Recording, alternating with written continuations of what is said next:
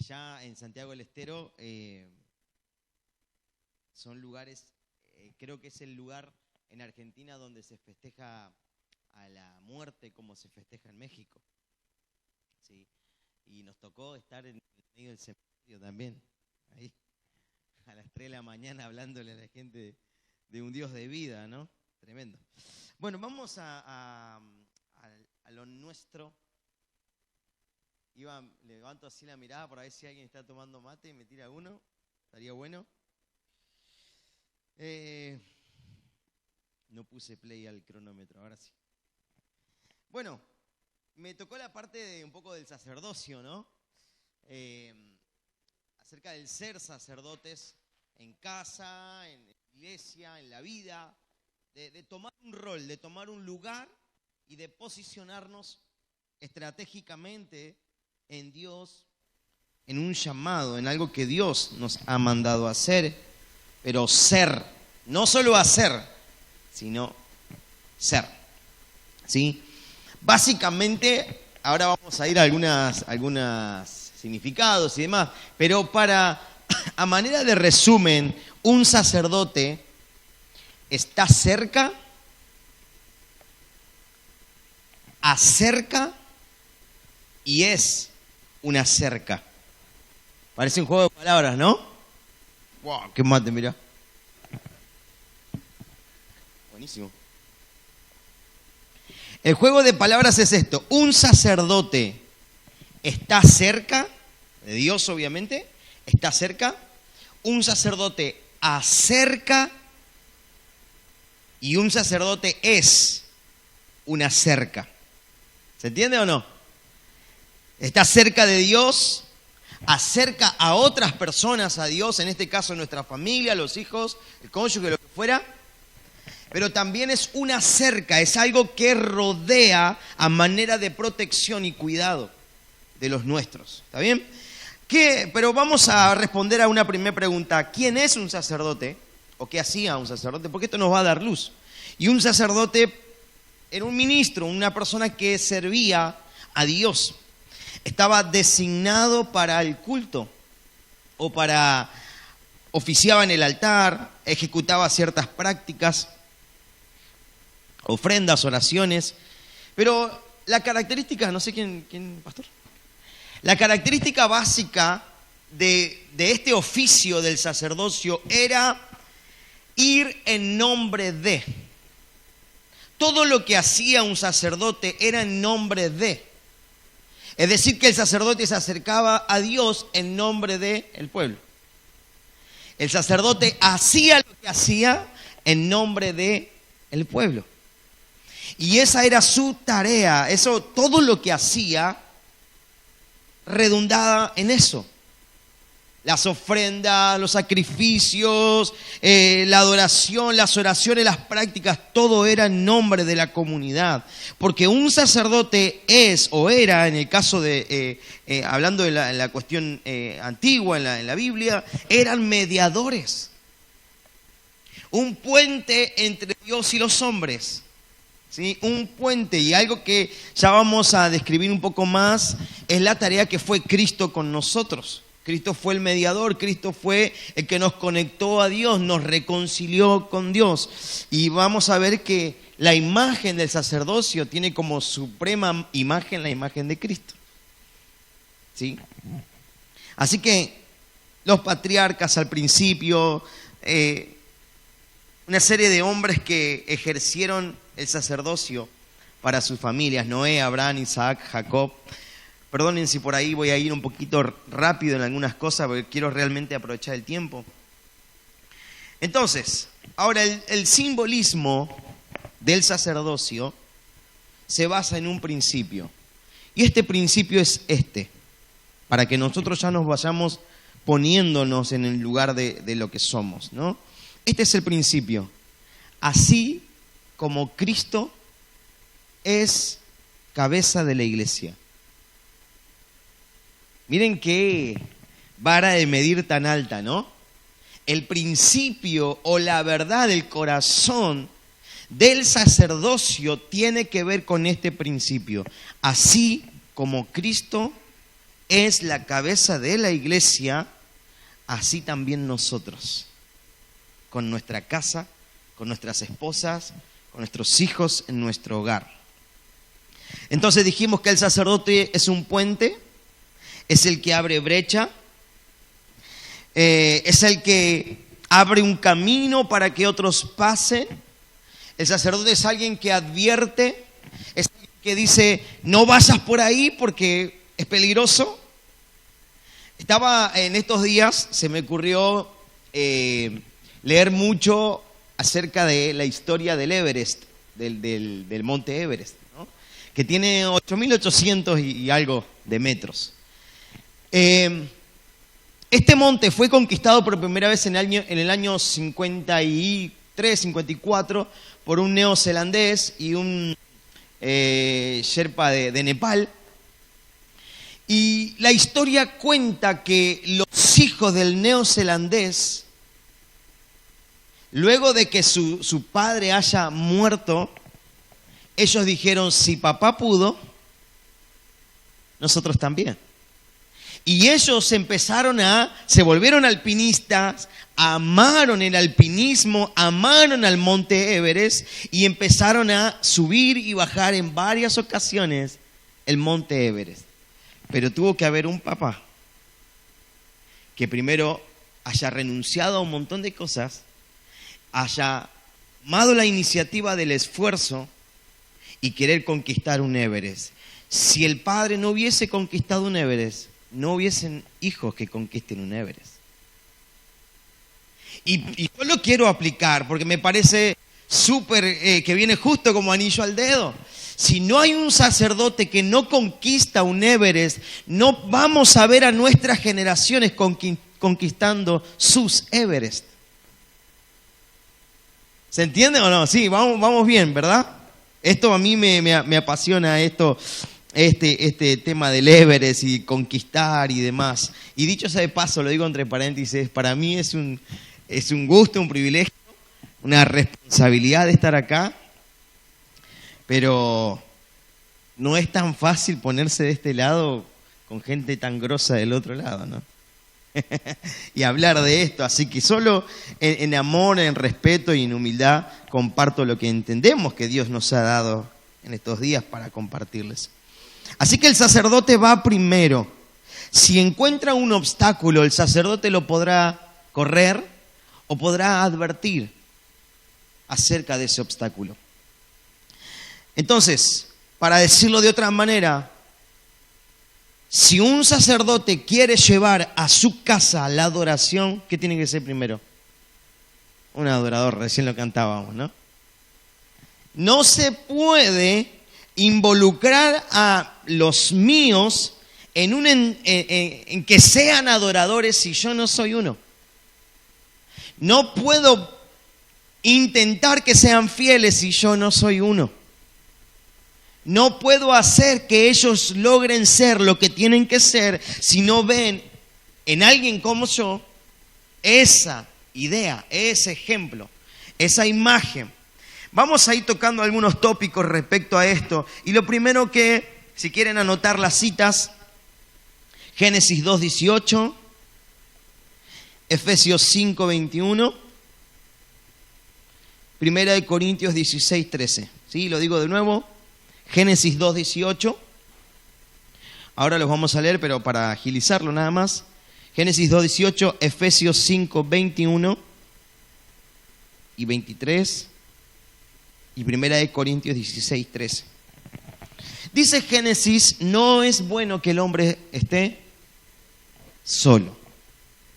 Y automáticamente dice, le haré ayuda idónea para él. Bueno, la Biblia también dice, someteos unos a otros en el temor de Dios. Efesios dice, Efesios 5, porque el marido es cabeza. Decí conmigo, soy cabeza. Decirle que está al lado, ¿qué hace cabeza? Queda bien ahí, ¿no?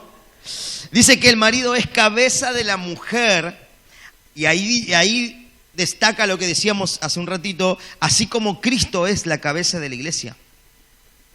la cual es su cuerpo y Él es su Salvador. Y 1 Corintios 16 dice, velad, estad firmes en la fe, portaos varonilmente y esforzados.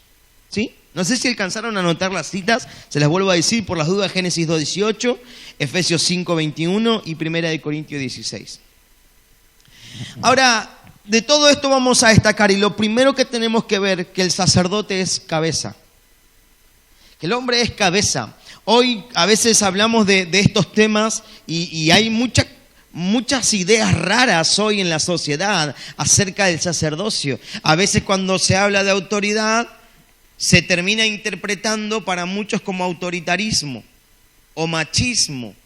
Yo todavía me cuesta entender que abrirle la puerta a una mujer es machismo, ¿no? No lo entiendo. En realidad es ser caballero y todo entendemos de esto, pero la sociedad está un poco tergiversada, piensa al revés. Por eso es necesario y fundamental crear esta base en la iglesia. Porque a veces decimos, uy, mirá cómo está la sociedad.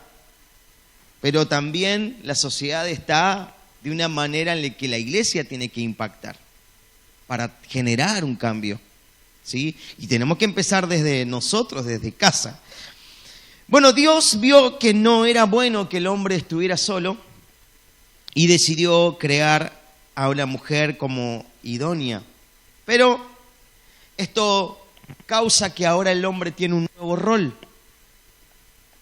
Porque ya no solamente iba a ser un labrador, ya no solamente iba a cuidar la tierra, sino que ahora tenía una tarea extra, de ser compañero, un buen compañero.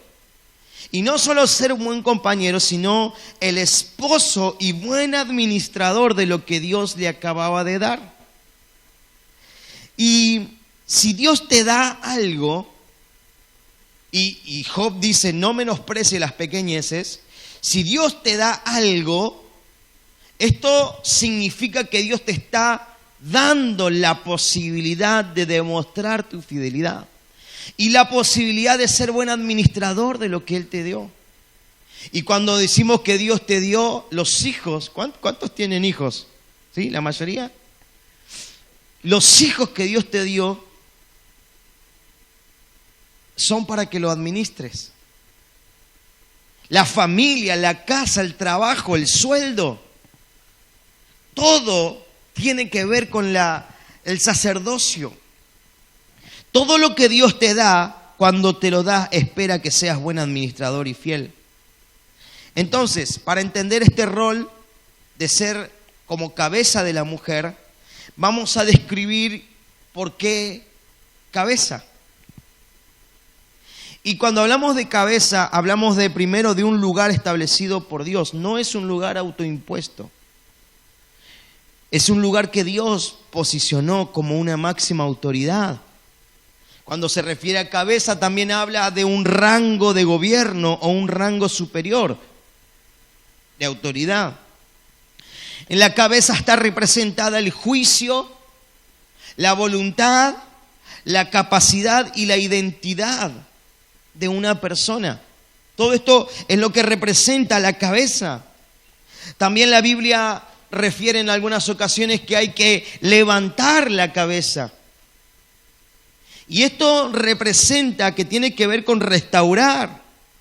Habla de salir de una realidad que posiblemente pueda ser la humillación, que no habla de una humillación del alma o espiritualmente hablando, sino una humillación producida por circunstancias, el agobio y aún el mismo pecado. Es más, el libro de Esdras dice, y nuestros pecados estuvieron sobre nuestras cabezas. ¿Sí? Así que esto es lo que significa cabeza. Cuando se impartía, se bendecía o se ungía, se hacía sobre la cabeza. Y esto representaba el favor de Dios, la guía, la sabiduría, la unción que es el Espíritu Santo. La cabeza representa al individuo y es la parte que controla el cuerpo. Si la cabeza está bien, puedo dar órdenes al cuerpo. No es que mi mano se mueve porque tiene ganas de moverse, sino que la cabeza le da una orden. Pero la cabeza no da una orden, ay, tengo ganas de que... No, la cabeza da órdenes en base a una necesidad, a un contexto, a un momento específico. Esta tarea de ser cabeza tiene varias implicancias. Vuelvo a pedir perdón si por ahí voy rapidísimo, pero quiero tocar todos los puntos en lo posible. Ser cabeza, en primer lugar, tiene que ver con saber, ¿sí? Es tu responsabilidad, mía, claro. Yo tengo una familia, somos 5 en casa. Está mi esposa, tengo 2 hijas, una de 10, una de 7 y un bebé de 1 año y algunos meses, que si Dios quiere me va a salir baterista también. Así que tenemos una familia de músicos, la más grande toca el teclado, está aprendiendo.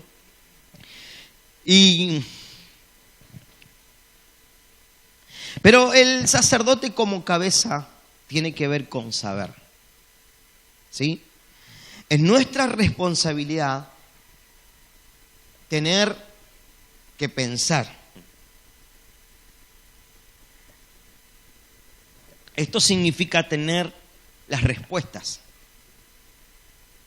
tener la capacidad de ser la guía o el mapa para nuestra familia, para nuestra casa, para nuestros hijos.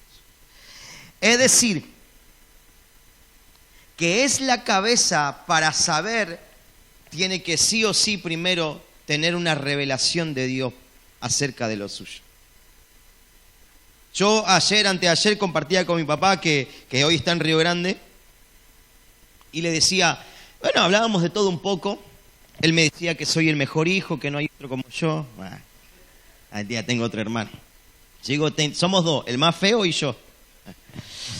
Saben que estábamos hablando y hablábamos acerca de los no, porque a los hijos no nos gustaba o no nos gusta que nos digan que no. Y yo soy, o era, ahora yo soy papá, pero ahora lo tengo que pasar del otro lado. Yo era de los hijos que decía, dale, déjame hacerlo, dale, quiero, y pero voy, y no, era todo no. ¿No?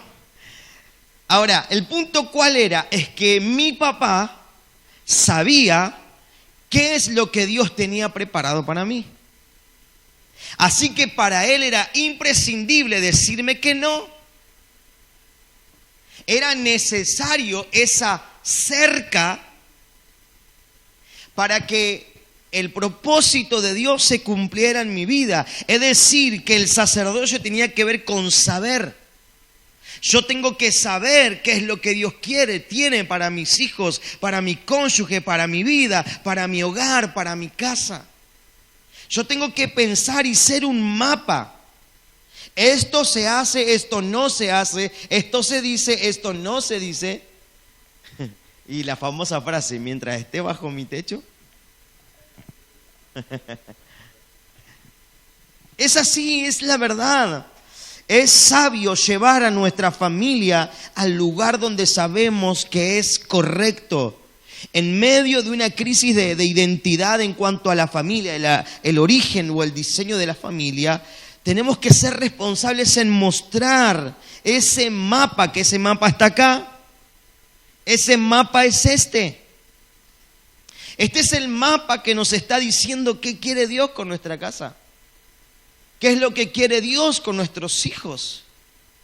Está bien preguntarle a nuestra familia, por ahí hablo de los hijos, que es más cercano el tema, pero está bien decirle qué querés ser cuando sea grande. Está bien todo eso. Pero de repente también Dios te va a decir, pero ¿me preguntaste a mí qué es lo que yo tengo para tu hijo? ¿Vos sabés qué propósito yo tengo para él o para ella? Entonces desde ese momento Dios te dice, ahora ya lo sabés. Todo lo que empieces a hacer a partir de ahora tiene que ver con ese propósito. ¿Amén o no amén? Ahí de paso nos despertamos un poquito. Lo segundo que implica ser cabeza es guiar. Lo primero es saber. Lo segundo, guiar, que es parecido pero no es igual. Dijera alguno, es mismo chino con diferente trenza. Nunca vi un chino con trenza en realidad, pero supongo que es algo por ahí, ¿no? ¿Alguno ve un chino con trenza? Yo no. Son todos iguales. No sabes si es chino, taiwanés o coreano, japonés. Implica guiar. Ahora, no solo es saber dónde tenés que llevar la familia, sino que es llevarlos a ese lugar. Es guiarlos cuál es el camino. ¿O acaso no dice la Biblia, instruye al niño? Guíalo. Guía a tu casa las decisiones que se tomen. Pero aquí hay un punto que tenemos que destacar. Es que no hay guianza sin ejemplo. No hay guianza sin ejemplo. La mayor guía que podés darle a tus hijos, a tu familia, es tu ejemplo. Esta frase me encanta y es que la rebeldía de los hijos, esto es un poco para derribar el concepto de que los hijos son rebeldes, de que la adolescencia y demás, que es parte también un poco de adolecer y todo eso no está en discusión. Pero parte de la rebeldía de los hijos tiene que ver con la hipocresía de los padres. ¿Es muy fuerte? No. Bajo un poco con el cambio, ¿no? Es decir, que si yo a mis hijos le digo que es negro, pero yo vivo como si fuera blanco, mis hijos van a decir, pero no entiendo. Y a fin de cuentas lo que van a terminar haciendo es el blanco. Yo recién les contaba, y uno por ahí hasta tal vez conocen casos de padres que con el cigarro en la mano, que mis hijos no fumen, y yo les digo que no agarren el cigarro. Y yo le digo que no hagan esto, yo le digo que no vayan a tal lugar. Y sí, pero ¿cómo los estás guiando a que no lo hagan? O que sí lo hagan en su defecto, depende del contexto. Uno conoce casos de padres que dicen, y no va a la iglesia, los hijos no van a la iglesia, no se congregan. ¿Y vas a la iglesia vos? Y uno dice, bueno, eso es muy básico. Es básico, pero es el principio de un montón de cosas. Porque si yo no soy fiel en lo poco, no voy a ser fiel en lo mucho. Pero aquí hay una verdad, y esto para destacar y volver a desafiarnos. La familia que hoy tenés es que Dios te la dio para que la administres, para que la cuides, para que la sepas guiar. Lo tercero, ser cabeza, tiene que ver con ser líder, no jefe. Y ser líder tiene que ver con no ser cómodos en tomar las decisiones. ¿Sí? No es el ejemplo en sí mismo, pero lo voy a decir para tomarlo como una idea nada más. Yo soy de las personas que si a mí me decís que tengo que comprar pan, compro pan. Si no me decís que tengo que comprar, no compro. ¿No? Y llego a casa y trajiste pan y no me dijiste que tenía que comprar pan. ¿No? Y hoy se habla mucho, hay una frase muy tiktokera o muy de los memes, y es, se necesitan hombres que... Ahí está, exactamente, que resuelvan. Y ser parte del liderazgo o entender el liderazgo tiene que ver con decidir. La verdad es que cuando Eva le dio a probar a Adán, Adán tuvo la oportunidad de decidir también. Sin embargo, probó el fruto. Sabía lo que Dios no quería, y esto, como sabemos, trajo consecuencias para la humanidad. Así que cuando vayamos al cielo, entre todos lo buscamos a Adán y le decimos, vení que queremos hablar con vos. ¿Viste como las mamás de antes se escondían acá la chancleta? Pasá que no te voy a hacer nada. Vení, Adán, que queremos hablar con vos. Queremos arreglar unas cositas, amigo. Nada. Ahora, ¿qué es lo que sucede? ¿Por qué hablo de liderazgo como cuando en contraposición de la comodidad? Es que muchas veces el cansancio, las muchas tareas, el trabajo, las muchas responsabilidades fuera del hogar terminan siendo muchas veces una excusa para no decidir. Anda a preguntarle a tu mamá. Y anda. Y no sé, ¿vos qué querés? Y no somos de tomar decisiones. A nivel macro no tomamos decisiones. Y vuelvo a tocar algo de lo anterior. Es que ser líder no solo te dice qué hacer, sino te muestra cómo hacerlo. El jefe sí te dice lo que tenés que hacer. Pero el líder te va a decir y te va a mostrar cómo hacerlo. Lo van a hacer juntos y luego lo impulsa a que lo haga. Otro punto es que ser cabeza implica estar firme en la fe. Estamos hablando del sacerdocio, ¿no? Y lo que te voy a decir ahora es muy pesado. Pero esta es la realidad. Sos el pastor de tu casa. Tu casa es tu iglesia. Esa es tu congregación. A ellos vos estás pastoreando. Claro, tenemos pastores, nos congregamos y somos aconsejados, guiados, etcétera, etcétera. Pero luego de ahí nuestra responsabilidad está en el hogar. Yo recién les decía que estuve casi 5 años en Santiago y yo me acuerdo que el primer año mi congregación literal era mi esposa, todavía no estaba el bebé, y mis 2 hijas. Y de los 3 se me dormían 2. Así que mi congregación era una sola. Y cuando le decía, vamos a ofrendar, yo tenía que bajar y pasarle la ofrenda, ¿no? Y esa era mi congregación y abríamos las puertas y teníamos una reunión como multitudinaria, ¿no? Aunque éramos 3, 4. Así empezamos en realidad, pero salíamos de la iglesia y yo seguía pastoreando en casa. Tal vez no con las mismas herramientas, tal vez no iba con la Biblia bajo el brazo y decía, oh, hermanitas del... No, tal vez no era esa la forma, pero sí a pastorear y a tomar decisiones. Tal es el punto, y yo no me pongo como ejemplo, pero es algo que está bueno destacar. Tal es el punto que hace unos días atrás, una de mis hijas me dice, he decidido cambiar de amiga, porque esta amiga que yo tenía dice muchas malas palabras, insulta a todo el mundo, maltrata a todo el mundo, así que me voy a hacer amiga de la otra persona porque es una persona que es como yo. Y yo digo, qué bueno que piensen de esa manera. Pero todo eso también tiene que ver con una construcción. Es decir, de ocupar mi pastorado en casa. Tu familia necesita escuchar palabra. Escuchar palabra. Y tal vez lo voy a tocar un poquito más adelante, pero yo no sé cuántos de ustedes tienen un altar en casa. Un altar familiar. Hoy se ha perdido mucho esto. ¿Y qué es un altar familiar? Es una reunión, un culto al Señor ahí. Creo que no hay una manera, iba a decir hay miles de maneras, pero no hay una manera para hacerlo.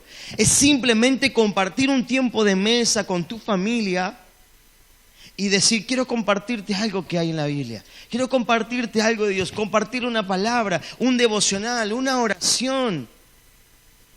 Yo no sé si alguien lo hace, pero es bueno que retomemos esto. Que volvamos a decir, es necesario tener un altar en casa. O de repente tomarnos tiempo para orar con nuestros hijos.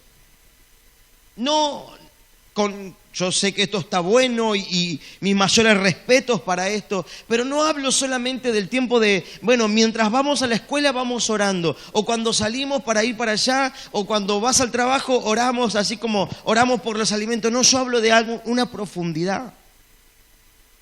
De una profundidad, porque ese pastorado le está enseñando que el fundamento de la familia es Cristo, que la verdad sobre la que camina mi casa es la palabra.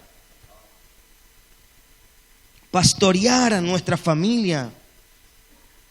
Y cuando digo que es pastorear, dije que es pesado porque Dios te va a demandar como pastor de tu casa. Dice Hebreos, creo que si no me equivoco es Hebreos 13, versículo 17. Dice que hay que obedecer a nuestros pastores, ¿no? Sujetarnos a ellos, etcétera. Ahí está. Acordado de vuestros pastores que os hablaron de la palabra de Dios, considerad, imita su fe. Pero creo que había otro, ¿no? Que decía que, bueno, que había que sujetarse y demás. No recuerdo ahora cuál es el pasaje, no lo tengo anotado porque se me vino ahora. Pero dice ahí, porque ellos velan por ustedes. Ahí está, el otro versículo, el siguiente, ¿no? Y porque ellos velan por vuestras almas. Ahora, esto no solo se aplica al pastor de una iglesia, también tiene que aplicarse en tu vida, como pastor de tu casa. Velar por las almas de tu casa. No puede no interesarnos la salvación de los nuestros. Tiene que haber una desesperación tan profunda. Si los hijos se pierden. ¿Cuántas cosas hoy el mundo ofrece, no?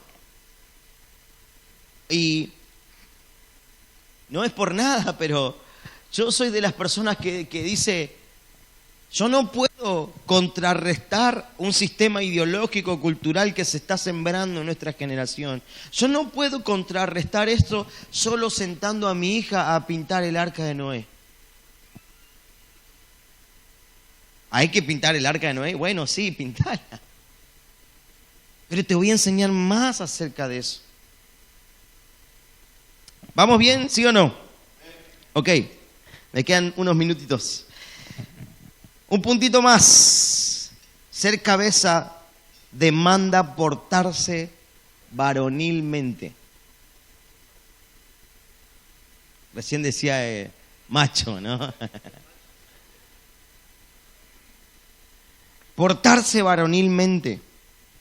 El hombre fue diseñado para el esfuerzo, el trabajo duro y el sacrificio.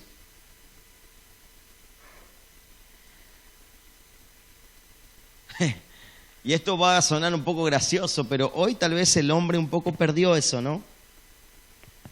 Porque hoy a veces es el que más se queja, o es el que menos se esfuerza.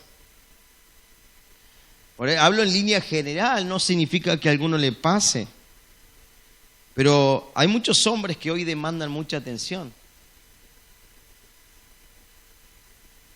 Y hablar me reía. Pensaba sobre que siempre se dice que cuando la mujer se enferma, todo sigue igual. Pero cuando el hombre se enferma, yo no sé si eso es verdad o no es verdad. Ustedes me dirán. Que el hombre se enferma, tiene 39 fiebre y dice... Ay, hay casa al revés. Bueno, buenísimo. O sea, creo que el hecho de comportarnos varonilmente es que Dios te está diciendo... Hey, esforzate. Hay cosas que vas a tener que pagar un precio. Hacerlo con el sudor de tu frente. Y construir y construir y construir. No es tiempo de decir, bueno, habrán lágrimas. Obvio que habrán lágrimas. Pero no es el tiempo solo de quedarnos en las lágrimas, sino secar las lágrimas y seguir construyendo. Seguir tomando mi rol. Dice, esfuérzate y pórtate varonilmente. Porque esa es la manera de modelar adecuadamente a nuestros hijos. Así que lo primero que vimos es el sacerdote o el hombre como cabeza. Lo segundo es el hombre sacerdote con respecto al amor. ¿Sí? Dice Efesios 5:25. Maridos, amen a sus mujeres, como Cristo amó a la iglesia. ¿Sí? Efesios 5:25. y se entregó a sí mismo por ella. Así también los maridos deben amar, este es el 28, no, más adelante en realidad. Así también los maridos deben amar a sus mujeres como a sus mismos cuerpos. El que ama a su mujer, a sí mismo se ama. Cada uno de vosotros ame también a su mujer como a sí mismo. Y 1 Corintios 16:14 dice, todas vuestras cosas sean hechas con amor. Así como Cristo amó. Yo dije al principio, de repente acá la misma palabra nos está poniendo una vara muy alta. Dice, amen como Cristo amó a la iglesia. Ahora, te pregunto, ¿qué hizo Cristo para demostrarle amor a la iglesia?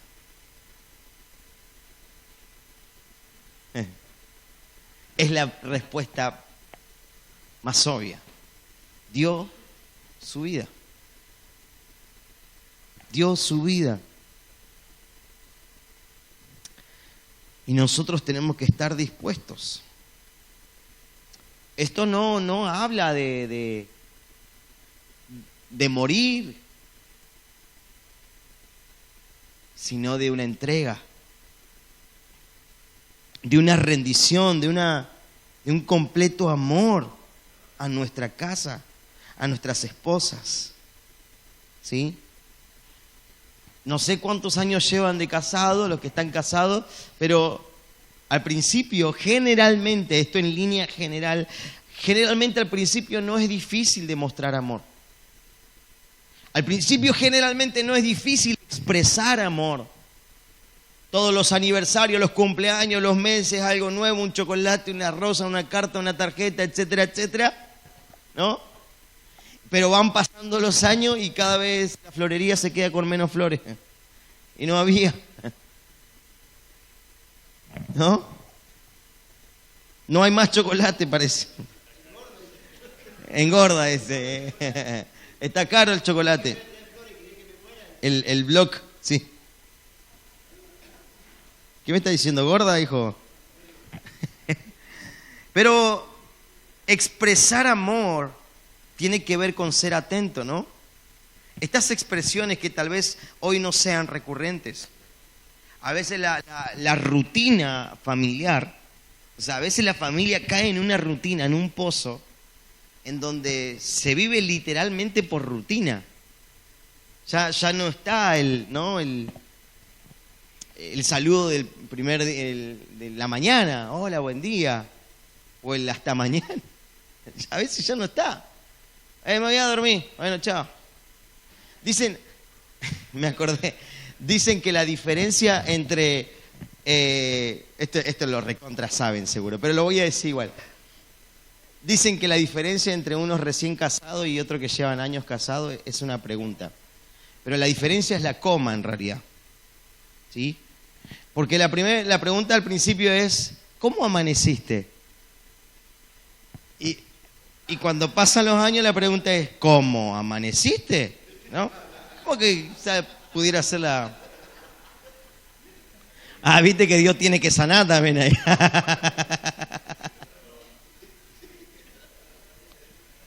Es así, ¿no? Bueno. Ahora, expresar amor, volver a eso, ¿no? Mantener el trabajo, la rutina en la familia, la llegada de los hijos, las enfermedades, las cuentas, el trabajo, etcétera. A veces suele ser la excusa perfecta. Estoy cansado. Y nada, ¿no? Y de repente las expresiones ya no están. Y a veces hasta se usa como excusa otra cosa. Y el hecho de que yo vaya a trabajar y pague las cuentas, eso te expresa amor. Sí, pero va más allá. Va más allá de eso. ¿Sí? Esto es como los hijos. A veces los padres quieren darle cosas a los hijos para suplantar el afecto. Cuando los hijos quieren menos celular y más abrazos, más hablar, más palabras. ¿sí? A veces cuando mis hijas me hablan y yo estoy con el celular, mi hija me dice, pa. Hasta que, sí, bueno, aguantame que termino y le dejo ahí y hablo. Tengo que hablar. Exigen eso. Están esperando ese tiempo de calidad, de mirame. Escuchame con los ojos también, se dice por ahí, ¿no? Así que Dios diseñó el matrimonio para que el perfil del esposo sea amar a la esposa. Amar a la esposa. Todo se resume en eso. Amá a tu esposa. Amala. Y sí, pero amala. No, pero amala. Yo no sé si todas las esposas cocinan como quisieran. Amala.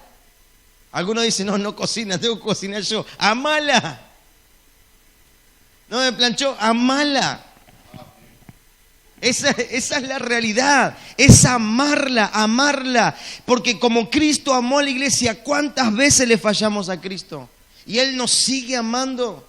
¿Cuántas veces nosotros no somos fieles con Dios y Él nos sigue amando? ¿Cuántas veces Dios nos dijo no y decimos sí y Él nos sigue amando? ¿Cómo nosotros también tenemos que amar a nuestra esposa como Cristo amó a la iglesia? Ok, bajó el amén así. Bueno, pero se entiende.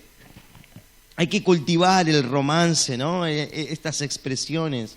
Dejar la comodidad o la pasividad, aceptar la responsabilidad. Voy a saltarme al último punto porque se me terminó el tiempo. Otro de los puntos, se los dejo para que lo anoten, es el sacerdote como sustentador. Efesios 5:29.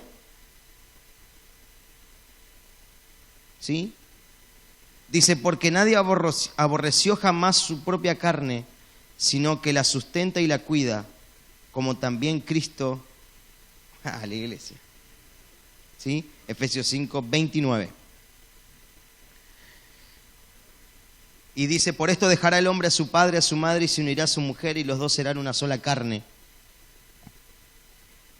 Y recién leímos, nadie aborreció jamás a su propia carne, sino que la sustenta y la cuida. Ser sustentador, cuidar, sustentar a la familia, a los nuestros. Miren, hay un versículo que nos va a hacer explotar la cabeza. Primera de Timoteo 5:8 dice, el que no provee para los suyos y sobre todo a los de su casa, léanlo ustedes porque está fuertísimo eso. El que no provee para lo suyo ha negado la fe. Y es peor que en un crédulo.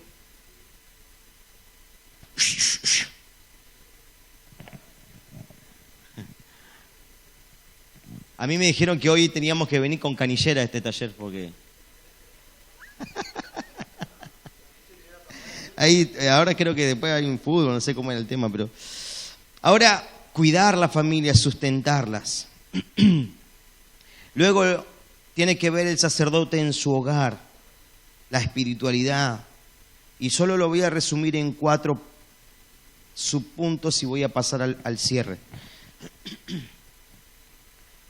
El sacerdote en el hogar, número 1, tenemos que llevar a nuestra familia a Dios.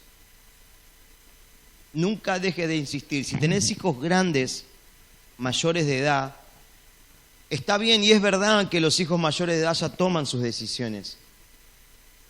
Pero no dejes de insistir. No dejes de insistir. Lleva a tu familia a Dios.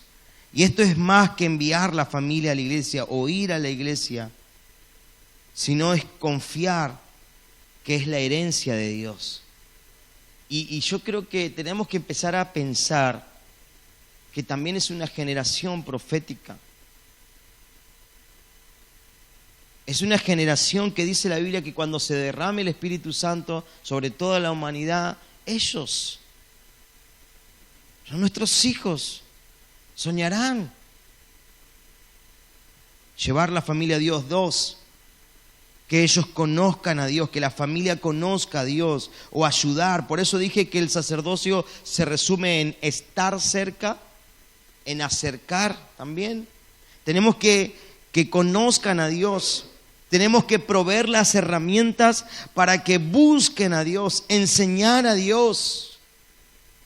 Yo conozco padres que compran, y no digo que están mal, no es esa la idea, pero ¿cuánto sale un celular hoy? Y a veces sí hay para un celular y ya no se compra este libro. No, una Biblia, no, 50.000 pesos una Biblia, no, están re loco. Pero ahí un celular último. Pero mirá la foto que saca, uy, tremenda foto, que esa foto te lleva al cielo. ¿No? El Víctor ya me miró mal, así que voy terminando. Ahora, es empezar a ayudar a que conozcan a Dios. Mis papás, cuando yo era chico, más chico porque ahora tengo 21. ¿Qué pasó? No entendí que... Ah, ¿se acordaron del chiste del amaneciste ese? Yo me acuerdo que mi papá me leían los salmos. Todas las noches eran salmos. Todas las noches eran unos versículos y leíamos los salmos. Está todavía ese libro todo amarillo, amarillento. Hace poco lo empezábamos a leer con mis hijas. Es buscar. Tercero, orar por la familia. Son cosas que ya las conocemos, pero es necesario refrescarlo. Es un honor, pero es una responsabilidad orar. Dice 1 Samuel 12:23. Lejos esté de mí, o sea, lejos sea de mí que peque contra Jehová, dejando de orar por ustedes. Hasta es un pecado, ¿no? Y lo cuarto, bendecí a tu familia. Y acá tiene que ver con una práctica. Empezá a hablar diferente acerca de tu familia. Bendecir a la familia tiene que ver con nuestras palabras, con lo que nosotros decimos, porque esas palabras son semillas que luego se cosechan. Alguien dijo que las palabras muchas veces golpean más fuerte que una mano. Producen más daño que un golpe.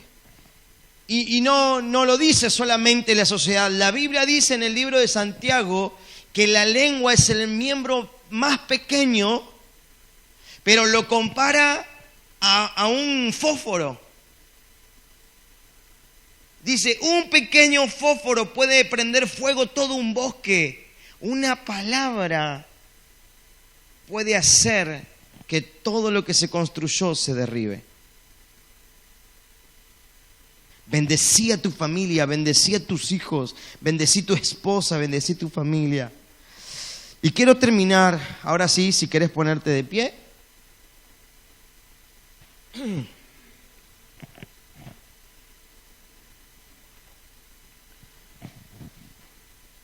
Cuando pensaba en esto del tema que es recuperando el sacerdocio, obviamente es un tema que da para mucho,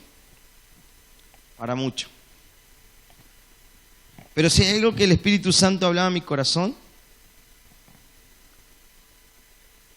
tiene que ver con que el sacerdote necesita volver a recuperar la unción.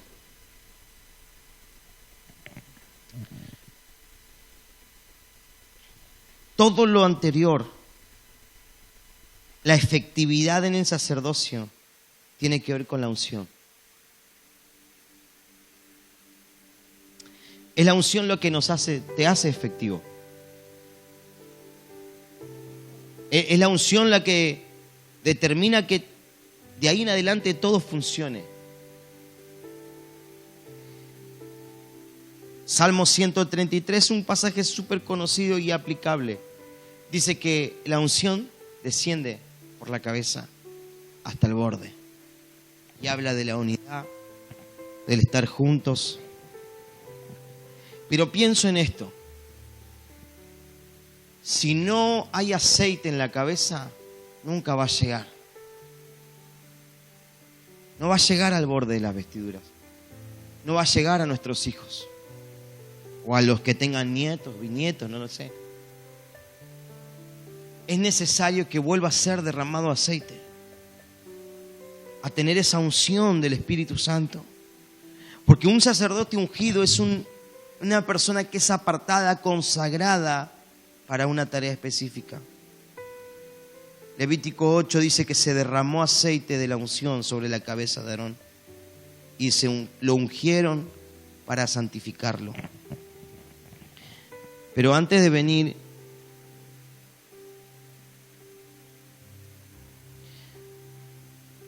me recordé un pasaje en 1 Samuel 2, versículo 35. Dice que, bueno, si conocen la historia del sacerdote Elí, los hijos de Elí, ¿no? De cómo menospreciaban el templo, los sacrificios, las ofrendas, como que todo lo que hacían, en vez de producirle gloria al Señor, lo avergonzaban, ¿no? Y entre todo esto, Dios tiene que decir esto: yo estoy buscando un sacerdote fiel. Yo me voy a suscitar, dice, un sacerdote fiel que haga conforme a mi corazón y a mi alma. Y a ese sacerdote le edificaré una casa firme. Hoy te tenés que tomar de ese pasaje otra vez. Lo que Dios está diciendo: yo estoy buscando en este año, este tiempo, sacerdotes bajo la unción, sacerdotes que digan: yo quiero ser conforme al corazón de Dios. No basado en una cultura de este mundo, en lo que dice la sociedad. Y sabes que Salmo también agrega, dice: en vano nosotros nos esforzamos y edificamos si Dios no está. Entonces es decir, Señor, yo sé que si yo soy un sacerdote fiel y hago conforme a lo que está en el corazón de Dios, Él se va a encargar de mi casa. Ahí cerra tus ojos. Espíritu Santo, trae una unción otra vez sobre nosotros en el nombre de Jesús. Descende, Espíritu Santo, sobre nosotros. Pedile ahí, Señor, quiero volver a disfrutar esa unción. Estar rodeado de la presencia del Espíritu Santo. Y si tal vez has sentido cansancio, debilidad, el Espíritu Santo, la unción te fortalece, la unción te levanta, la unción te restaura, la unción te vuelve a poner de pie. Él levantará la cabeza. Declaramos en el nombre de Jesús que en esta provincia de Santa Cruz se verán sacerdotes fieles. He aquí en este lugar sacerdotes fieles conforme al corazón de Dios, que sigan la voluntad de Dios. No, ni siquiera los deseos personales que pueden ser buenos, pero ante nuestros deseos que pueden ser buenos, los mejores son los de Dios. Porque mis planes son mejores que los tuyos, mis caminos son más altos que los tuyos. En el nombre de Jesús. Unge Espíritu Santo. Unge Espíritu de Dios. Tu Espíritu Santo, Señor. Tu Espíritu Santo. Señor, y hoy nos tomamos de este desafío, que vamos a ser sacerdotes, así como Cristo amó a la iglesia. Sos sacerdote.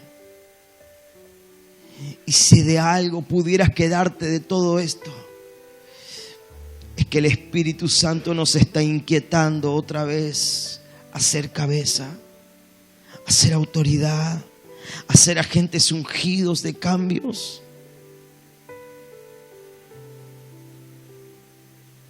Yo sé y estoy seguro, porque yo soy un ejemplo.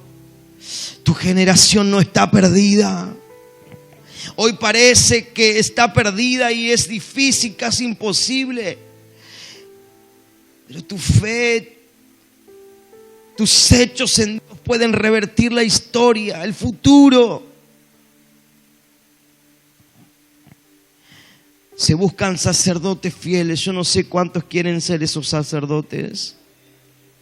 En estos últimos segundos decirle: Señor, acá estoy. Si estás buscando un sacerdote fiel, Señor, acá estoy.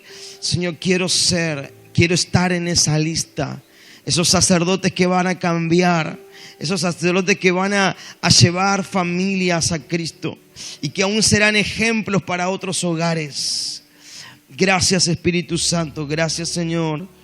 Gracias, Dios. Amén y amén. Amén. Dios los bendiga. Gracias por estos minutos. Gracias, Víctor.